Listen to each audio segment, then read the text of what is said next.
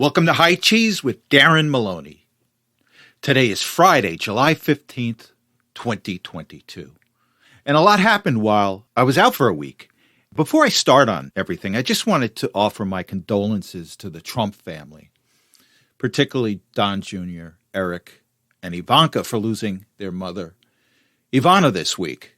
And it's got to be really hard to have your mother die so early. I think Ivana was 73 years old, and that's entirely too young to die. So I just wish the best for them, and I'll keep them in my prayers, and if you get a chance, say a prayer for them also. So let's take a look at what happened this week economically. I'm going to focus on economics in the early part of this podcast, and then we'll move on to some additional items. But it was some week. We've got an economic storm headed our way, and I see no light at the end of the tunnel, and we're all in for it. Look, it's going to affect you. It's going to affect me. So let's take a look at some of the numbers that came out this week. On Wednesday, we had CPI. CPI came in at 9.1%, year-over-year increase. That was above expectations. Then on Thursday, we had PPI, the Producer Price Index, come in at 11.3% higher year over year. So with that said, what I want to do right now is I just want to switch to a clip from CNBC's Rick Santilli. And the debate that they're having is, what's caused this? What's caused inflation? And you've got the liberals saying that, it's because of Putin, because of everything but Biden, everything but the government spending, everything but the mismanagement of our oil. So let's go to this clip and then we'll discuss. And just a quick reminder, I think Rick Santelli was the person that coined the Tea Party phrase a number of years ago. And, I'm not a fan of CNBC, but he's one person that tries to speak the truth as he sees it. So let's go to the clip and then we'll discuss.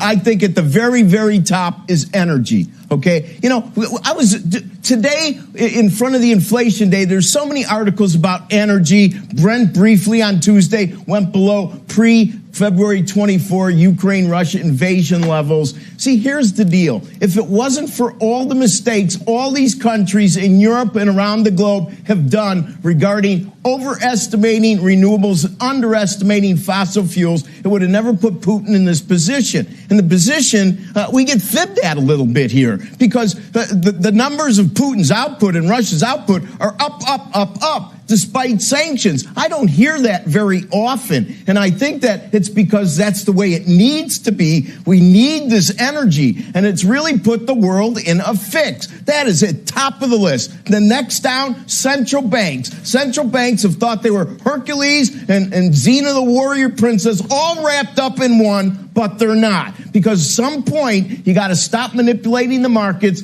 and let it recalibrate. And this recalibration still has leftovers from the credit crisis. It's going to be messy. Okay, so 40%, and then you can split the net last 20% with all your other issues. So what Santilli is saying is that oil has been mismanaged. All of the woke globalists thought we could use this opportunity in Ukraine to switch over to non-fossil fuels or non-fossil energy. Now, the Biden administration had already done this before the Ukrainian war. I mean, if you can remember that Biden had, one of the first things Biden had done when he took office is to stop the Keystone Pipeline and to cut back leases for oil. And that just sent a chill to the oil drillers. So Biden and his administration were ahead of this. And the rest of the world just used the Ukrainian war to continue what Biden was trying to do. Now, it's going to fail ultimately, and it is failing ultimately. Just can't be done. And then he goes on to say, hey, look, the sanctions don't even work. We've tried sanctioning Russia, And the oil sanctions haven't worked. Santilli said Russia's producing more oil than ever. So it's the incompetence of those people in charge, including Biden, including the globalists, that have gotten us into this predicament. And he doesn't know where we get off on this. There's no way out. And then secondly, Santilli goes, hey, look, and I've mentioned this before, is that for years and years and years, we've had artificially low interest rates. And I always refer to this as just these smoldering coals that were waiting for gasoline to come on, someone to toss gasoline on to start fire. And the gasoline was the Biden expenditures or the spending that has happened under the Biden administration. His administration was so incompetent, they knew or they failed to realize that you don't throw a massive stimulus bill at an economy that's coming back. But the key takeaway on this is that it's the mismanagement of our oil and our fossil fuels, the Fed, artificially low rates since 2008, and the Biden administration amping up spending when it wasn't needed. And right now, we're not getting out of this in the short term. We're stuck with this for a while. I think I mentioned that. We're stuck with this for a 2-year period at the very least. Now, there were reports, I think it was the head of the IMF. She's saying, oh, well, things should start alleviating next year. Inflation should start alleviating next year. Don't believe it. Do not believe it. Things will not be fine until we get back to 2% inflation. That's our normalization, 2% inflation. And we're at 9.1% right now. And with that said, I want to go back to Santilli. I want to play a quick clip on Santilli because CPI was an important number. But the PPI number, I think, in the upcoming months is just as startling. So let me just play this quick clip. I just like playing because, to me, I like the anticipation of when these numbers come out. And I'm just going to go back to Santilli, and he's going to read off the PPI numbers. And again, what the PPI is, the Producer Price Index. So let's go to Santilli again, and then we'll come back and discuss. Now, the most important, the year-over-year numbers. 11.3 on year-over-year headline. That's only 0.2 below 11.5. That was the March high watermark. It's rather unusual that headline month over month was the scary part. And, of course, headline year over year was the most intense. They're not going to be filtered through the same prism as yesterday's consumer price index, but important nonetheless. And as I said before, this PPI number, which used to be known as the wholesale price index, may be more important to us over the next few months than the CPI number. Only because the PPI number is forward-looking in the sense that what the PPI number is the cost that the wholesalers are buying their products from that they eventually sell to us. So, for example, say you've got a florist. He buys a bunch of roses, and his cost of buying roses is up 11.3%. Well, that means he's got to add on his VIG, and then ultimately that's going to cost us. So if the wholesaler is buying his product at 11.3%, your products are going up at least by that amount. So we'll see this down the road. We'll see these prices increase down the road. So we'll see what happens with this because, to me, this was a startling figure. So the expectation should be that prices will continue to go up as a result of this PPI number. Now, it could be offset a little bit if gasoline prices go down. But if gasoline prices stay the same level that they are today, expect your cost to purchase things to go up over the next few months. Even higher than they are now. I guess that's my point. So we shall see. Now, this whole crew that's in the White House right now, they're just absolutely nuts. No, they're just absolutely incompetent. And one of the things I just wanted to point out is Janet Yellen, the Treasury Secretary, comes out. This is how we're going to help cap inflation. This is how we're going to hurt Russia. We're going to cap Russian oil prices. So what Yellen is suggesting is that Russia's oil is going to be capped on the market, which is bizarre. I don't know how she expects to do this. They can't even get the sanctions to work. They can't get the oil sanctions to work. So they're now going to cap Russian oil? Oh no, you can only buy Russian oil at say $50 a barrel. This is just not going to work. And it's just another example of the incompetence of the Biden administration. Where, in a practical sense, do you think this is going to work? After you've already failed to have effective sanctions put on Putin, you're going to come out with some bizarre capping of Russian oil? Just so you can get a headline that the Biden administration is trying to do something? And that's the problem with the Biden administration. It's all about the politics. It's all about trying to get a headline to say, oh, we're trying to do something. Another example is that, I guess up in Alaska, it's called the Cook Inlet. The Department of Interior, who sells leases or leases out the property for oil drillers, I guess it was about a month ago or 2 months ago that they had pulled the lease, the bidding for the leases. And what they did is they said that, well, there was no interest in it, which I found bizarre at the time. And the reason I found it bizarre at the time is, how do they know there was no interest in it until they have the auction? And they were called out by the Senate.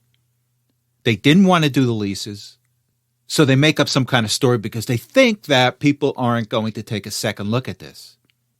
And of course, these Democrats are used to it because their voters are not educated. They're not aware, like Republicans are, like MAGA is.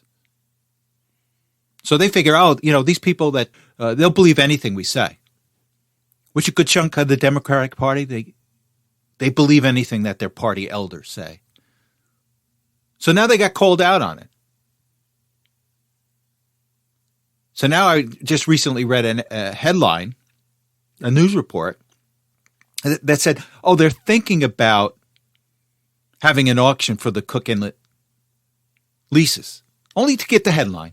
They didn't say when it was going to happen, if it was going to happen. But here's what they've created. They continue to create doubt in the drillers' minds, which has caused the oil problem, the oil production problem in this country. The oil producers have no confidence that the Biden administration is going to continue to have leases available for future drilling. And as I said before, these drilling it's high risk. You have to expend a lot of capital on these sites. And a lot of times they come up dry. So you need to know that the federal government is going to have available leases that you can continue drilling. And the Biden administration has absolutely not given these drillers any confidence. So no wonder why they're not drilling. They're not going to extend themselves when they know that the federal government could just change their mind a month from now. But again, it's all about getting the headline. It's all about diversion. And the gig is up on the Biden administration because we're aware. Even people in your own party are aware now. Okay, I'm sorry, I went on a tangent. Let's get back to the oil cap, the Russian oil cap. And with that said, what I want to do is I want to go to a clip, and I think it's the Indonesian finance minister. And what she says is that a cap on Russian oil is just not going to work. So let's go to this, and it's taken from the G20. This clip is from today, and let's listen to it, and then we'll come back and discuss. putting a cap definitely is not going to solve the problem, because it is about the quantity which is not adequate comparing to the demand which is in place. And especially, I think, for many of the European and American, in this case, in which you are going to enter the winter, then your demand for energy is not going to be declined. It's going to increase. It's going to even increase. And that's why I think the President Jokowi, in his visit to the place. Although her English was a little broken, I think we got the gist of it. Essentially what she was saying is that, look, this is not about capping the price of it. This is about supply and demand. So you've got Europe and you've got the United States heading into the winter season, which is going to create so much demand. And because of the laws of supply and demand, you're just not going to be able to cap a certain price from a certain country. Just not going to work. And I want to say her name, but I don't want to butcher it. She sounds like she's very bright, and just to reference her as the finance minister of Indonesia. Now, this all parlays into the next article I want to read. And, before I go into the article, I just want to say the G20 is the meeting of the 20 largest economies in the world. So the finance people and certain bureaucrats attend a G20 meeting every year. There's also a G7 meeting, which is the seven largest economies in the world. They have a meeting also, but this is the G20 meeting. So let's go back to the article I want to read. And this all has to do, in my opinion, with the incompetence of the Biden administration, including Biden himself. Now, look, Biden's the swampiest of the swamp. You know, he's been there for 40 or 50 years before he even became president. He knows nothing about business. He knows nothing about America. And the same goes for the people that work for him. The same thing that goes for the people in his administration. So here's an article I want to read. And it says here, and it's from Breitbart, and the headline says, exclusive, ship of fools. 62% of Biden officials who handle economic policy have 0 years business experience per report. And let me just read a little bit. An explosive new analysis published by the Committee to Unleash Prosperity reveals that Democratic President Joe Biden's administration has few business-oriented officials in the administration, and that the vast majority of people handling economic policy for the United States government under Biden have no business experience whatsoever. The 15-page report, authored by economist Steve Moore and the Committee to Unleash Prosperity, Executive Director John Decker, was provided to Breitbart News exclusively ahead of its public release. The headline of the report is, "Not Ready for Prime Time." Majority of Biden appointees have 0 years of business experience. The report analyzes the backgrounds of the top 68 officials in the Biden administration, starting with the president himself and including cabinet members, regulatory officials, and White House advisors. And here's the problem. The problem is they reach into academia and they pull these people out, or they pull out political hacks with no experience. And whatever happened, you remember the old adage, those who can do, those who can't teach. And maybe this is a perfect example here. There is no experience.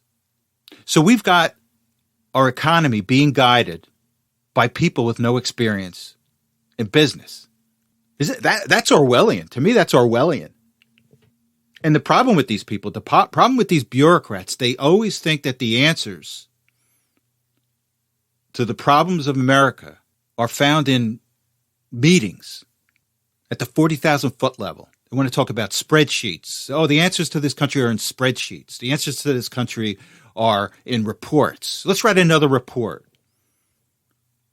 You're not going to get the answers by writing reports. The answers are always the simplest answers, and the answers are found where the tire meets the road. And that's where business is.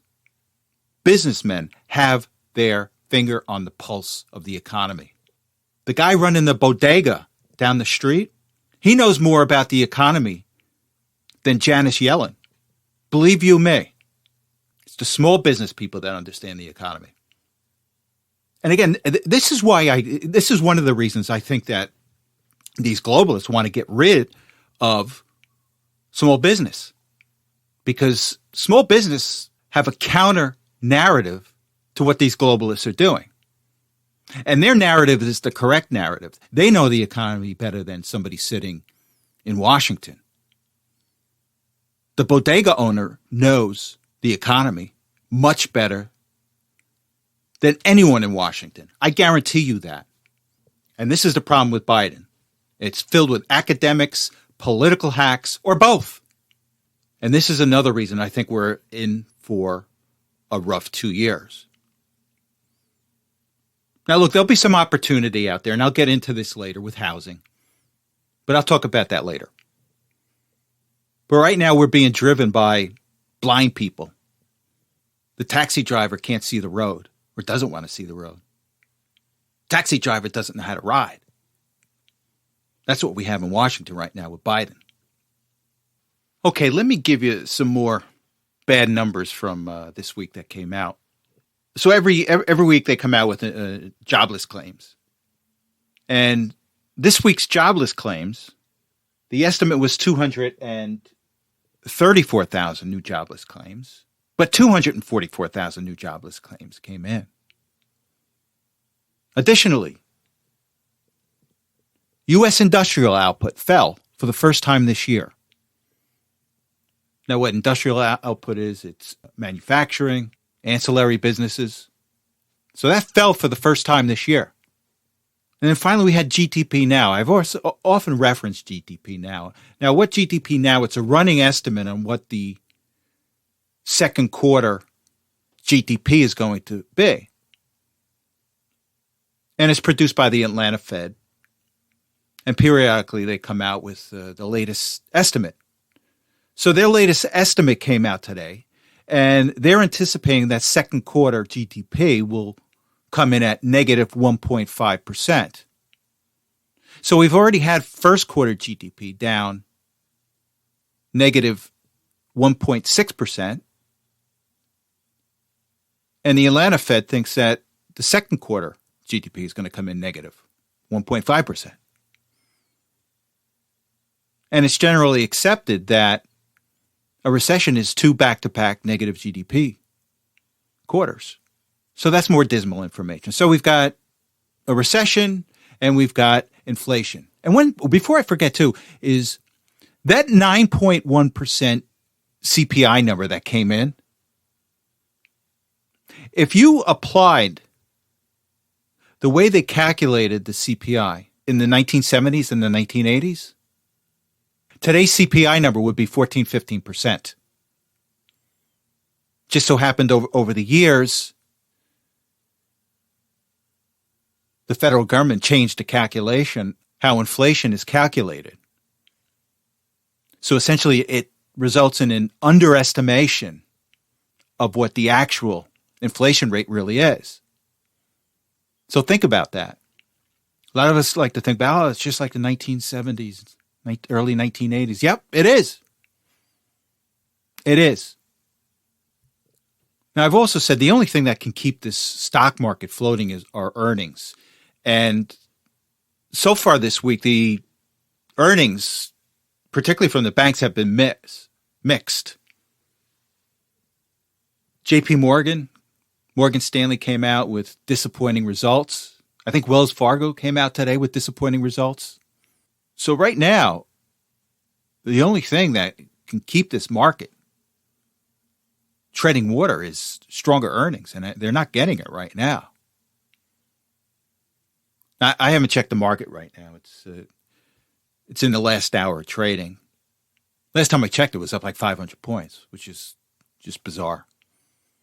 And one thing that worries me is this market not reflect reality? Which, if that's the case, that's dangerous. But what's going to happen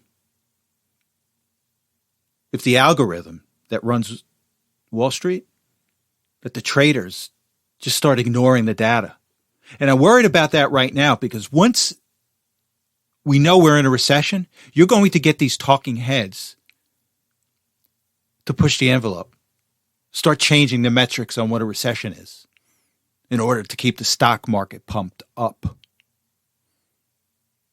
And they're just undermining their own positions, and they're undermining the markets in the long term. And that's what concerns me right now. They'll just change the definition. Just like the CDC changed the definition of what a vaccine is. When somebody dies of COVID, is it with COVID or is it from COVID? And if they start applying that mentality to the stock market, we're doomed. The market's doomed. I won't say we're doomed. We can survive anything. But the rest of the country, those people that rely on the markets, they're doomed. And the country will be hurt, but we will survive. Okay, let me talk about housing for a couple of minutes. And there's just two articles I wanted to address. The first one is, this is a little telling. It has to do with Canada, and it has to do with the Canadian real estate market. And let me just read a little bit of it. It says, Canada home prices slide the most since 2005 based on mortgage rates. And it says here, Canadian home prices saw their biggest monthly decline in at least 17 years as the impact of higher interest rates began to spread across the country. The benchmark price of a home fell 1.9% in June versus the previous month, according to data released Friday by the Canadian Real Estate Association. That's the third straight month of falling prices and the biggest one-time drop in data going back to 2005. Now, this could portend of what is to come for us here in the United States. Now, the Canadian market is a little more sensitive to interest rates than we are here because we can get a fixed 30-year mortgage in the United States. However, the longest you can go out on a fixed rate is 5 years. So every 5 years, you have to reset your mortgage rate. So the Canadian market's much more sensitive to interest rates, but eventually it's going to hit here. So I think the Canadian market is the canary in the coal mine for us right here in the United States. They're probably 7 months ahead of the curve on us. Now, additionally, I just wanted to point to another article, and it has to do with repos, car repos. This is car repossessions are on the rise. The repossession rate has doubled since 2020. According to the statistics, people are taking out larger loans for the cars. Cars are more expensive. But the interesting thing about this article that I read is that the repossession rate goes across the board, across the economic board. So that not only have they doubled for lower income people, they've also doubled for people with better credit scores. So there's something telling right here about slowdown and how this is going to affect housing. Now, here's the one thing you have to remember is right now you've got an inverted yield curve, which means that the 2-year yield is higher than the 10-year yield.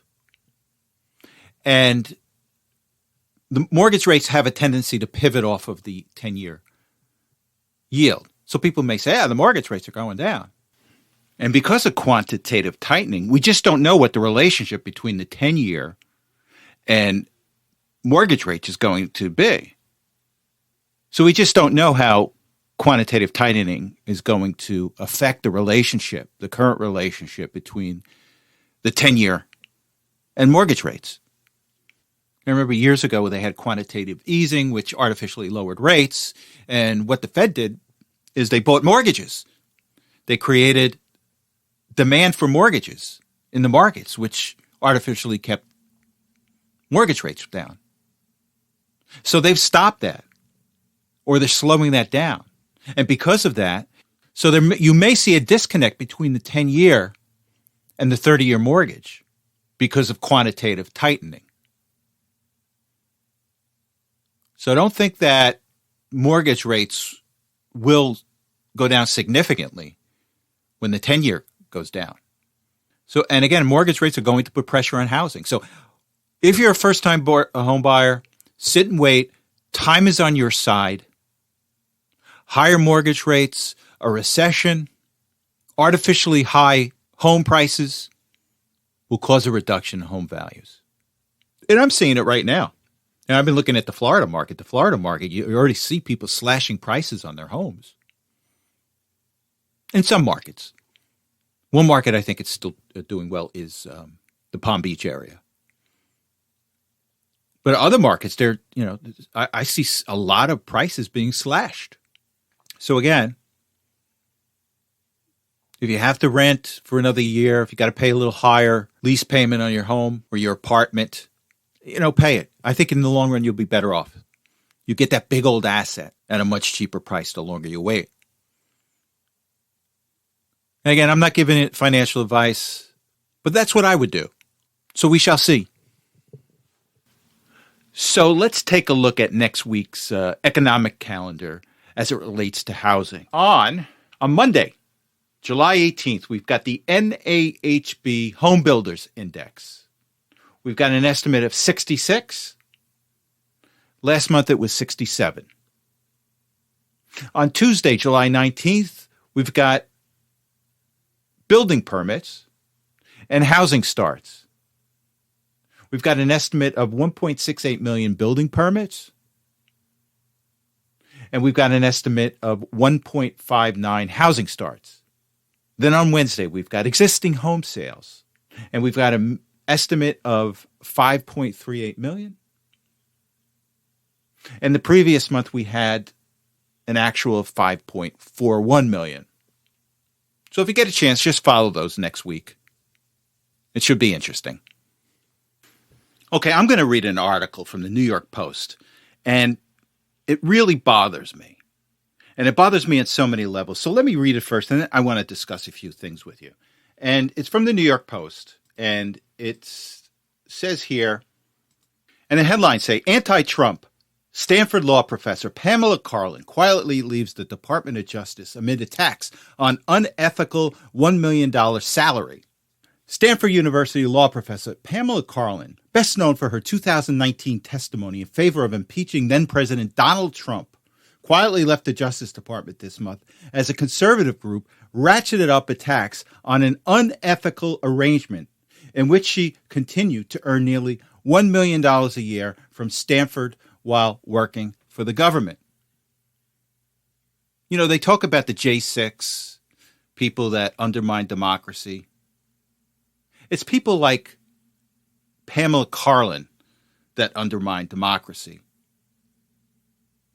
Here she is, she's collecting $1 million a year salary while working for the Department of Justice, which is clearly an unethical arrangement. I think in the article someone mentions you can't serve two masters. You cannot serve two masters in government. You can't serve two masters in most forms of employment. And this is the problem that I have with many attorneys. And this is why many attorneys' behavior is unethical. Because they think that as long as it complies with the law, it's ethical behavior. So as long as it's legal, it's okay. And you and I know that's the farthest thing from the truth. You can always tell a person's character when you see their actions, when they think no one is looking. And that's what ethics is. It's not just complying with the law. There's so many things that you can do under the law that's unethical, immoral. And do we really want members of a Department of Justice serving two masters? And what gets me, $1 million a year. I think earlier in the episode I said, those who can do, those who can't teach. And I guess this was maybe 20 years ago, 30 years ago. These universities started paying these massive salaries to professors for whatever reason. Pseudo-celebrity professors. And there's a correlation between people's tuition and the salaries that these professors are making right now.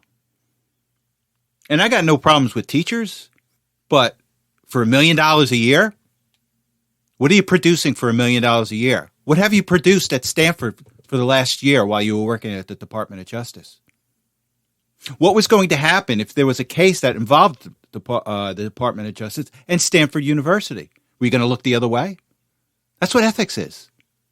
And it's not simply about recusing yourself. Because if you recuse yourself to the point where you can't function in your capacity as an employee at the Department of Justice, you can't be an employee.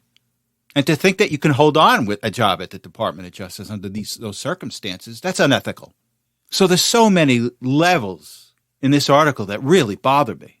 Again, as I said before, I got nothing against teachers. I think teachers is an honorable profession. But there are some teachers that go through the motions and aren't really interested in teaching the kids. They're interested in the paycheck. And apparently this Pamela Karlan is just interested in the paycheck. Because I don't think that she worked for Stanford, or she did very little work for Stanford. Because when you assume you have a full-time job with the Department of Justice, and you must have a full-time job as a professor at Stanford. So how do you balance out giving your employers a good, hard day's work? You're cheating one of the employers. It's either the Department of Justice you're cheating, or or Stanford University you're cheating. And she'll rationalize it like a lot of these unethical attorneys do. Oh, well, I'm so important to Stanford. They owe me the money. I'm doing good. I'm working for the government. And this is just really problematic. But it just shows us you've got attorneys and you've got these college professors that are lacking in so many ways. They're lacking in character. They're lacking in ethical behavior. And they're just clearly not worth the money. I just don't think these professors are bright people. And with that said, I just want to switch to a clip, and it's with Josh Hawley. And Josh Hawley was going at it with some professor from Berkeley about transgenderism. And I think you may have seen it, but I'm going to play it again because my point in this whole clip that you're going to see is the behavior of a so-called professor that's probably making a lot of money. So let me just go to this clip with Hawley, and then we'll come back and discuss. Clear one thing up. Professor Bridges, you said several times, you've used a phrase, I want to make sure I understand what you mean by it. You've referred to people with a capacity for pregnancy. Would that be women? Many women, cis women, have the capacity for pregnancy. Many cis women do not have the capacity for pregnancy. There are also trans men who are capable of pregnancy, as well as non-binary people who are capable of pregnancy. So this isn't really a women's rights issue. We can recognize that this impacts women while also recognizing that it impacts other groups. Those things are not mutually exclusive, Senator Hawley. Oh, so your view is that the core of this right then is about what? So I want to recognize that your line of questioning is transphobic, and it opens up trans people to violence by not recognizing that. Wow, you're saying that I'm opening up people to violence by asking whether or not women are the folks who can have pregnancies? So I want to note that 1 out of 5 transgender persons have attempted suicide. So I think it's important because of my line of questioning. Because so we can't talk about it. Because denying that trans people exist and pretending not to know that they exist. I'm denying that trans people exist by asking you if you're talking about women having pregnancies. Do you believe that men can get pregnant? No, I don't think women can get So pregnant. you are denying that trans people exist? And that leads to violence? Is this how you run your classroom? Are students allowed to question you? Absolutely. Or are they also treated like this? Where No, they're told that they're opening up people to violence? We have a good time in my class. You should join. I bet. You might learn a lot. Wow, I would learn a lot. I've learned a lot just in this exchange. Absolutely. Extraordinary. And that was Professor Kiara Bridges from Berkeley. I think it was Berkeley. And this is what's being taught to your kids. That men can have babies, and if you disagree with them, it's an act of violence against the people you disagree with. This is utterly absurd. This woman is utterly absurd. And when I can't listen to it's almost baby talk. It's like she's reverting back to a 13-year-old girl arguing with her parent.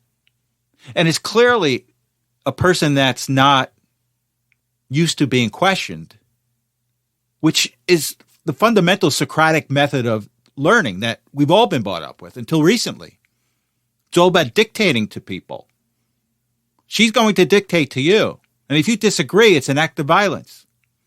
But you got to see what she was getting so mad. She was wild-eyed. Her eyes were bulging out of her head. And she's probably making a good salary at Berkeley. And this is what we have.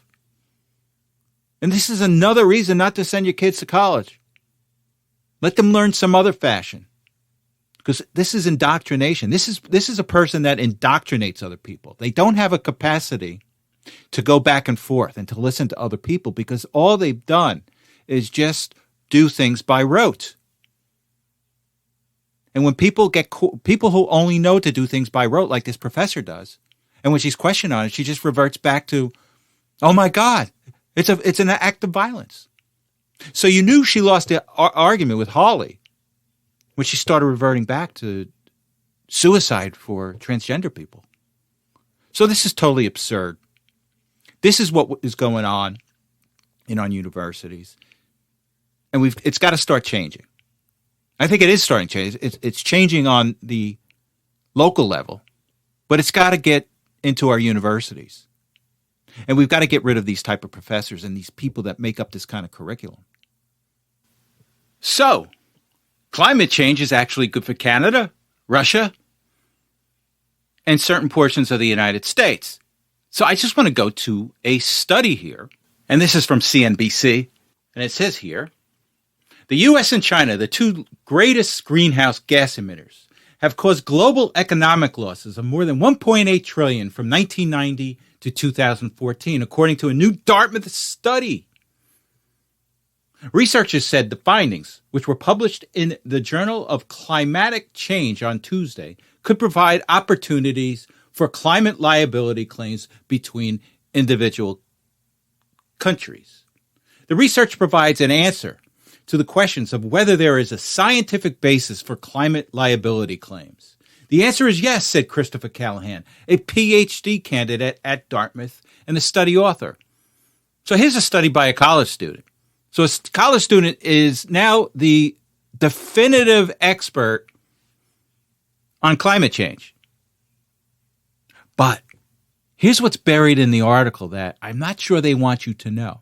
It says here, emissions produced by the United States had a positive economic impact on countries like Canada and Russia, contributing to gains of $247 billion and $341 billion, respectively, according to their analysis. The study said that countries that have benefit from U.S. emissions have cooler temperatures and are wealthier than the global average. The countries are typically located in the north or middle latitudes. Warmer temperatures, in some cases, can help increase output by boosting crop yields. So what global warming is doing for Canada and for Russia, and I'm assuming some parts of the colder areas of the United States, it's extending the crop season. Now, is that a bad thing? Is that a bad thing for Canada? Is that a bad thing for Russia? Is that a bad thing for North Dakota? But they don't want you to know that. They're trying to bury it into all these other economic losses that are made up. So even according to their analysis, there is some benefit to global warming or climate change. Now, I believe climate's always changing. I'm not sure if they wanted this section put in this article. So I just think it's hilarious. I just think it's very funny. So global warming is helping Canada and Russia. What does Trudeau have to say about that? Okay, before I go to cover the markets, I just want to talk about Liz Warren and what an evil person she is. She just introduced legislation, along with her fellow Democrats, to ban crisis pregnancy centers. Now, these are crisis pregnancy centers that are not funded by the federal government and do a heap of good for this country. But evil Liz Warren wants them shut down because she wants to be able to continue to kill babies. So let me just go to this clip and just take a listen to this person. This is what evil is. So let's go to the clip and then we'll discuss. Those crisis pregnancy centers that are there to fool people who are looking for pregnancy termination help outnumber true abortion clinics by 3 to 1. We need to shut them down here in Massachusetts, and we need to shut them down all around the country. You should not be able to torture a pregnant person like that. So according to Liz Warren, it's torture to help a woman not have an abortion. You're torturing the mother. Just like the professor from Berkeley with Hawley, it's an act of violence if you disagree with the fact that men can't have babies. So you're torturing women when you show them that opting to have a kid is a good thing. This Democratic Party, these progressives are evil. Something has come over them. They're mass delusional, and they're being guided by evil forces, and they're lizard people. They have no heart. They're being run by their limbic system. And this is why it's so important to have the Republicans take back Congress and the Senate in November. The voices of Liz Warren have to be tamped down. And you do that by taking over the House, and you do that by taking over the Senate. Liz, you are a nasty person. You are evil. And one day you will answer for it, either at the polls or in front of God. Enough said on that. Okay, let's go to the markets real quick. I spent a lot of time on the economy today, so I'm just going to do a real quick review of the markets today. Dow finished up 2.15% to 31,288.26. Year to date, the Dow is down 13.9%. The S&P finished up 1.92% to 3,863.16. Year to date, the S&P is down 18.95%. NASDAQ finished up today 1.79% to 11,452.70. Year to date, NASDAQ is down 26.8%. The 10-year bond finished down 3 basis points to 2.926%. Again, we have an inverted yield curve where the yield on the 2-year note is higher than the 10-year note. Oil futures, and right now it is 8:24 on Friday evening, July 15th. Oil futures are trading at 97.57 cents per barrel. Gold futures are trading right now. It's $1,706.50 per ounce. Silver futures are trading at $18.60 per ounce. Bitcoin is trading at $20,799.99. Ethereum is trading at $1,280.38. And XRP is trading at 33 cents. And with that said, thank you for listening. Just a note, I'm going to go on summer hours, and I will be doing a podcast every Saturday until the end of the summer. And once the fall picks up, I'll be going back to 2 podcasts per week right before the midterm elections. So with that said, you have a good week, and I will talk to you soon. Thank you again.